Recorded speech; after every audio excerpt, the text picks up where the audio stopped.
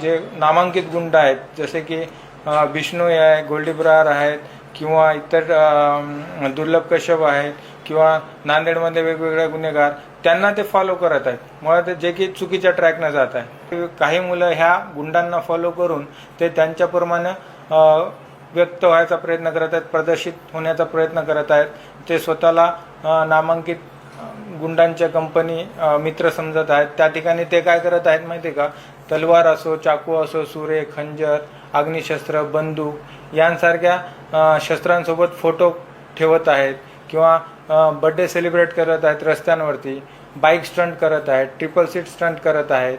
हे त्यांच्यासाठी एक फॅन्टसीसारखं आहे आणि ते त्यांच्यामध्ये क्रेज निर्माण झाली, कॉम्पिटिशन निर्माण झालं, त्यांना ते फॉलोअर्स वाढवण्याचा प्रयत्न करत आहेत।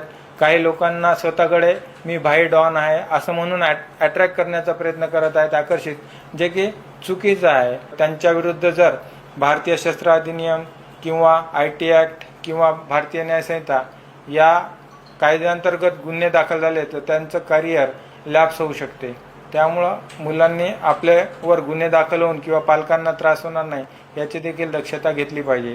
आता आम्ही या ठिकाणी आमच्या सोशल मीडिया मॉनिटरिंग सेलमार्फत मागील वर्षी 450 पोस्ट आम्ही जवळपास काढलेले आहेत आणि त्या 450 पोस्टपैकी जवळपास 50-60 आम्ही गुन्हे दाखल केले आहेत आणि विधी संघर्ष जे बालक असतील त्यांना आम्ही त्यांच्या पालकांना बोलावून सूचना देऊन सोडलेल्या आहेत आणि याही वर्षी आमच्या जवळपास एप्रिल महिना चालू आहे, 250च्या जवळपास पोस्ट आम्ही काढलेल्या आहेत। त्यापैकी 30-35 कारवाई झालेल्या असून त्यामध्ये गुन्हे देखील दाखल झालेले आहेत।